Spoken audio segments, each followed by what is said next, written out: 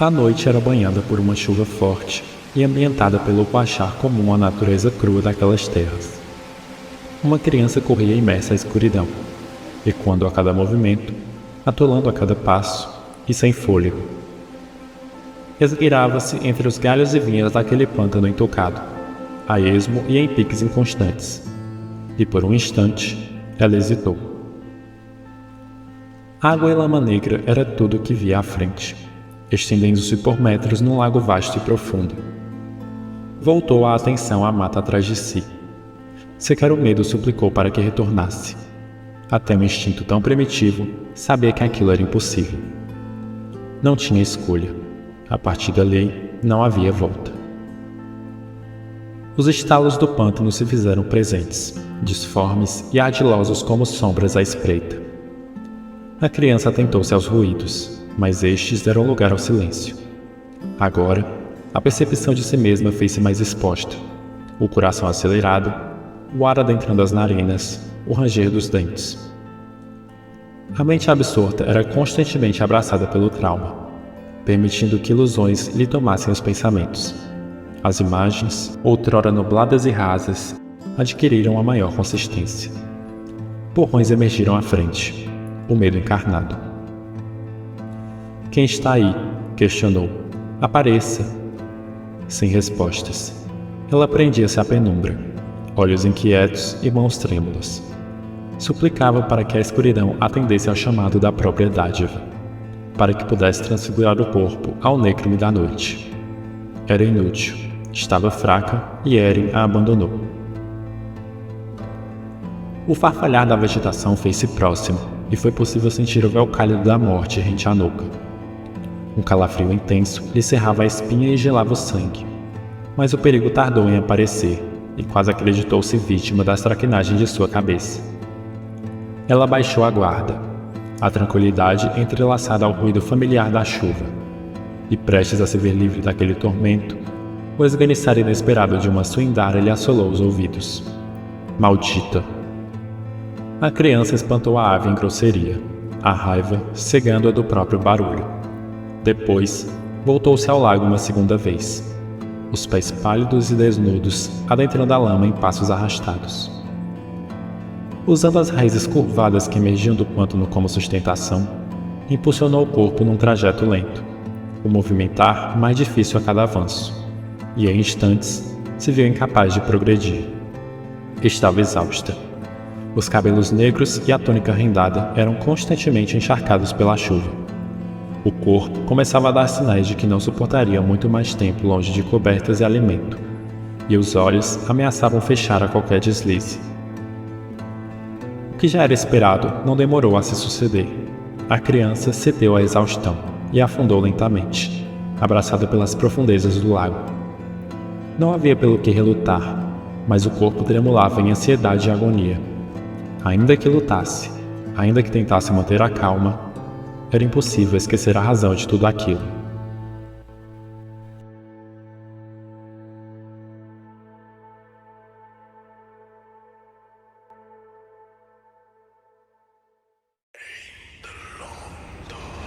Ela lembrava da música, do cheiro de terra molhada e da lua menor que reinava solitária sobre o céu enegrecido.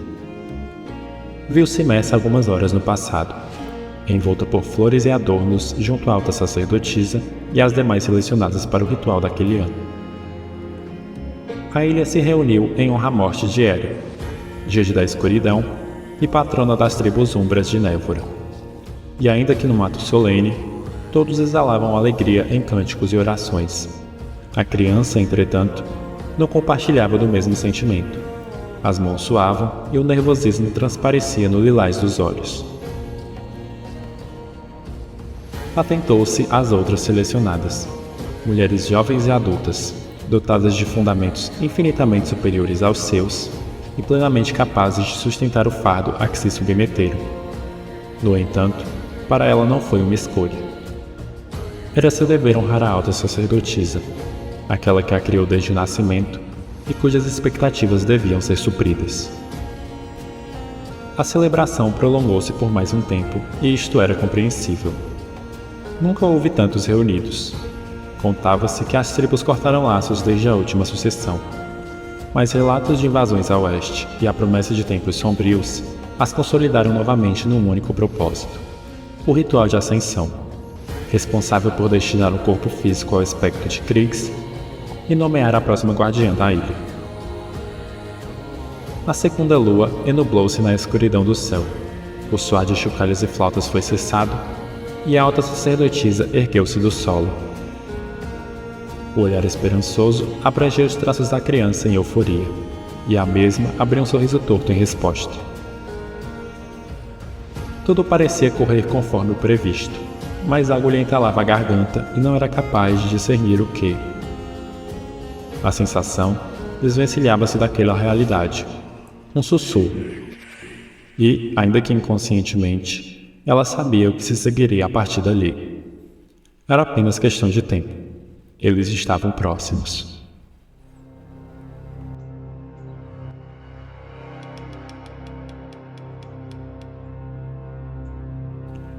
A cerimônia se encerrou quando um terremoto tomou forma.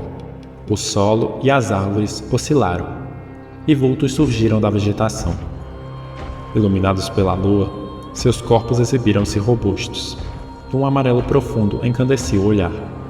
Traços comuns à descrição dos invasores propagada pelas tribos irmãs. O público os recebeu num silêncio confuso, acompanhando seu aproximar numa marcha contínua.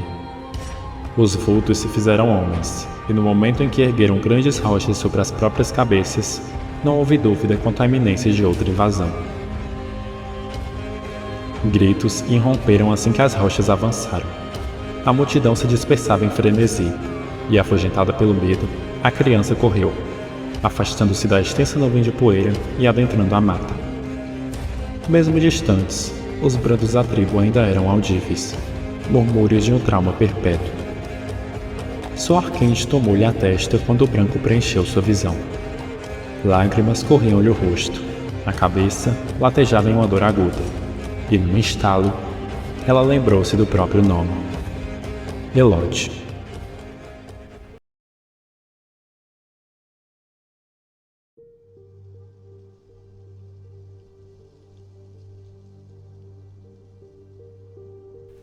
Seus olhos se abriram, mas não rápido o bastante para desviar de um tapa inesperado. A face queimou instantaneamente, embora a dor tenha levado alguns segundos para aparecer. Ela ergueu o rosto e viu-se frente a outro par de olhos amarelos, a vista turva adequando-se ao ambiente. A chuva tomou seu fim e o céu abriu, permitindo que a luz da lua menor iluminasse a areia de encontro ao oceano. Elod conhecia aquele lugar, a costa leste de Névora. Foi jogada ao chão e os invasores balbuciavam ao seu redor, conversando no idioma estrangeiro e ignorando a presença dos acorrentados. Umbros como ela, mas ela não os conhecia. Encontramos esta aqui afogando na lama, disse um entre os homens, referindo-se à criança num sorriso irônico. Os demais gargalharam em uníssono, exibindo expressões de desprezo enquanto acorrentavam-na em grilhões de prata. O toque do metal nos pulsos queimava a superfície da pele, fazendo-a transmutar do pálido habitual para um vermelho intenso. Elod não sabia o porquê, mas sua dor parecia divertir os captores. Tomara que sejam os últimos. Não aguento ficar mais um minuto nesse lugar, resmungou outro dos invasores. Onde está o Capitão Gaius? Em resposta a ele, surgiram duas figuras por detrás da multidão, uma sendo um homem alto e encorpado, mas esse se destacava do restante do grupo. As roupas mostravam-se bem trabalhadas, e no peito reluziam broches e emblemas dourados. A outra figura era uma mulher. Orelhas pontudas, pele suavemente pálida, cabelos e olhos negros. Indícios nítidos de que não pertencia à raça dos demais. Todavia, exibia uma imponência mais tenebrosa que a de qualquer um ali presente. Capitão, exclamou o primeiro homem endireitando as costas. Eu e meu grupo encontramos esta criança umbra nos arredores do pântano. Acredito que não haja mais ninguém para ser levado. O tom na voz do invasor mudou drasticamente quando ele se dirigiu ao homem de roupas requintadas. Algo que parecia andar por uma linha tênue entre o medo e o respeito. Que seja, pronunciou o capitão, dispensando o subordinado num único gesto. Quanto mais cedo retornarmos a Icária, melhor. Ignorando aquela discussão, Elódio atentou-se aos irmãos e irmãs de outras tribos que jaziam como cargas empilhadas na areia. Eles não correspondiam ao seu olhar. Os traços tementes e sem esperança pareciam questionar o que viria a seguir, o motivo da invasão e dos grilhões atados aos pulsos. Ela cultivava as mesmas dúvidas e se fez distante, imaginando inúmeras maneiras de justificar tudo aquilo. Fitava um lago, a lua menor, e quando esta atingiu seu ápice, uma centelha tocou-lhe o rosto. O calor etéreo pairava sobre a pele, dissipando a exaustão do corpo e envolvendo-a numa aura negra revigorante. No instante em que seus olhos brilharam em violeta, ela entendeu o que havia acontecido. Elódio vislumbrou o poder da insígnia elevar sua dádiva, e a mesma tocar-lhe a ponta dos dedos em sombras densas. O ritual tomou seu fim, e Kriegs a escolheu como guardiã. Ela havia recebido uma segunda chance, e não a desperdiçaria. Matem-na, ordenou o capitão Gaius, a voz firme e impassível. A criança contorceu o corpo quando as sombras correram pelo sangue com maior intensidade. A insígnia de Eren permitia que sentisse o medo dentro de cada um deles. Sentia suas almas latejarem. Um líquido preto viscoso despejava entre os dentes, quando um sorriso se abriu.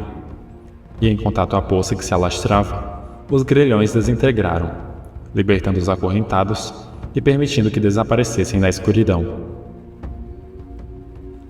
Elódio ajoelhou em transe, mas a face ainda guardava o sorriso. Os invasores, seguindo as ordens de Gaius, adentraram o fluido com dificuldade. Mãos firmes envolveram a cabeça da criança, preparando-se para torcerem seu pescoço. Alguns se entreolhavam hesitantes, parecendo duvidar de que aquilo resolveria o problema. Já chega, soltem-na, vociferou a mulher de orelhas longas. Os homens relutaram por alguns instantes, mas acabaram cedendo e tomando distância. O que pensa que está fazendo, Nébula? Questionou o capitão. Não permitirei que a mate sem um motivo. Ela possui a insígnia e libertou meus cativos. Isso já é motivo suficiente. Não quero que nenhum dos meus homens acabe morto por esta aberração. Ela possui a insígnia, e é exatamente por isso que não irá matá-la. Ela é valiosa. O capitão Gaius permanecia com os lábios entreabertos, buscando palavras para retrucar a imposição de Nébula. Ele sabia que a mulher não mudaria de ideia, e parecia temer as consequências caso resistisse às suas ordens. Tudo bem, declarou insatisfeito. Mas ela terá de ser amordaçada antes de embarcar. Não se preocupe com isto. Ela irá comigo na cabine e estará sob minha total responsabilidade. Ninguém ousou intervir na decisão de Nébula enquanto tomava a frente e estendia uma das mãos. Diferente do que viu através dos demais, Elódio não enxergava medo algum sobre a alma da mulher. A criança aceitou a ajuda, erguendo a face e traçando os olhos sobre as cicatrizes escuras e profundas que delineavam o rosto de Nébula. Não havia confiança para ela, tanto quanto não havia para mais ninguém ali. Contudo, se essa era a única forma de manter a insígnia de Eren e o legado de Kriegs, Elódio teria de fingir confiar. Nébula a desacorrentou e lhe envolveu os ombros num gesto quase maternal. Juntas, ambas caminharam para uma das grandes embarcações que flutuavam sobre as ondas tranquilas do oceano. A visão da criança enturvecia à medida que tomava proximidade do navio, olhos fixos ao imenso estandarte que oscilava preso ao mastro principal. Por um instante, tudo escureceu, e o silêncio absoluto tomou-lhe a mente.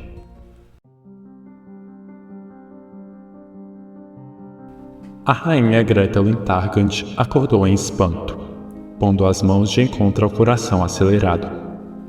Outro pesadelo. Ela olhou em volta. O quarto principal do Palácio de Sangue era parcialmente iluminado por um candelabro solitário, e Radva dormia ao lado.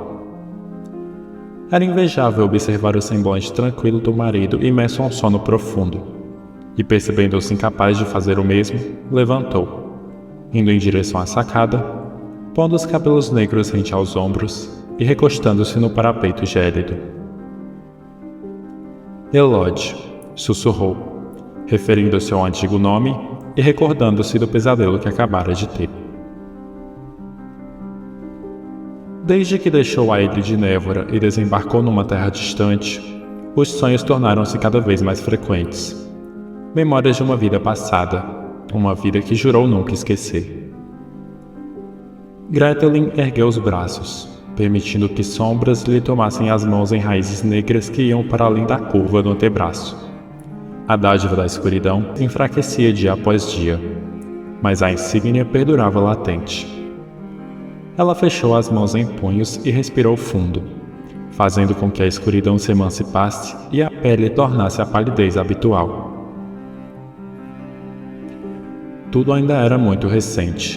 Tornar-se agregada de Nébula Deltendor e, em poucos anos, ascender ao trono de Isengard.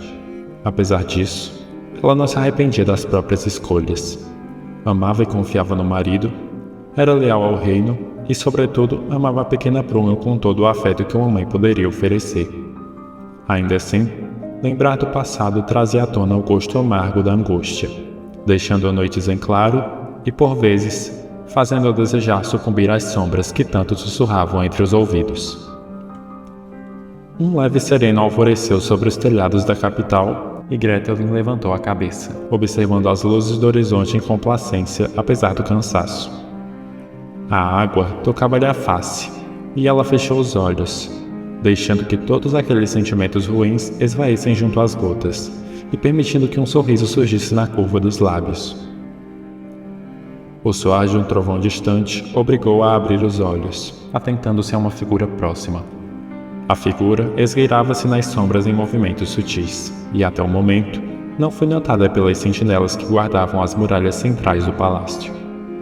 O pouco que era visível resumia-se a uma bata longa com capuz que escondia grande parte do rosto. Mais frente à rainha, uma cesta de palha foi revelada nos braços. A figura tocou os próprios lábios num pedido de silêncio, o olhar preenchido por tensão e súplica, e lentamente revelou sua identidade. Cabelos brancos, orelhas pontudas e olhos brilhantes. Um silfo. Antes que este pudesse se explicar, o rugir de outro trovão revelou sua localização às sentinelas presentes. "Alto!" ordenou uma entre elas. O silfo entregou a cesta e livrou-se da bata, revelando longas asas presas às costas. Ele hesitou por alguns instantes, os olhos demorando sobre a cesta que largou. Contudo, ao ver lanças e arcos apontados para si, logo alçou o voo e partiu. Gretelin atentou-se à cesta e cuidadosamente a abriu, revelando um bebê envolto em mantos ensopados pela chuva. A rainha se viu estática e, por instinto, retirou cuidadosamente o bebê da cesta, aproximando-o de si e retornando ao quarto em euforia. Pôs a criança sobre a cama e enrolou-a em lençóis quentes. Em meio ao ato, não demorou para descobrir que o bebê, que aparentava poucos meses de vida, se tratava de uma menina. "Querida, o que está acontecendo?" indagou Radva, desperto pelo barulho. "De onde surgiu essa criança?" "Eu não sei ao certo." Gretelin balbuciava por alto, focada mais em ações do que palavras. "Alguém a entregou a mim e partiu. Radva, eu sinto que alguém a confiou a nós por uma razão." "O quê?" O tom confuso do rei deu lugar à preocupação. "Querida, não podemos simplesmente filiar uma criança. Como tem tanta certeza disso?" "Veja." A rainha ergueu o bebê, apontando estranhos símbolos que brilhavam por seu corpo. "São marcas dos silfos de Elori. Não podemos largá-la aos cuidados de qualquer um. Ela pode acabar sendo escravizada ou pior." Radvar analisou o semblante da esposa. Ele, mais do que ninguém, sabia o que se passava em seus pensamentos naquele instante. A rainha se via naquela criança, imersa numa terra distante e desconhecida. Uma terra repleta de ódio por seres híbridos, e que não hesitaria em executá-la a qualquer deslize. Não permitirei que a matem, Radva. Ficaremos com ela e cuidaremos dela como uma de nossas filhas. Não deixarei que a causem nenhum mal, declarou, convicta de sua decisão. Eu compreendo, minha querida. Se essa é a tua decisão, eu apoiarei até o fim. E se será nossa filha, precisará primeiramente de um nome. Gretel ergueu a criança e analisou-a de cima a baixo. Pequenos olhos assustados e confusos, orelhas levemente pontudas, pele clara e cabelos brancos. A rainha sorriu e enfim declarou: seu nome será Anduin, a emissária dos ventos.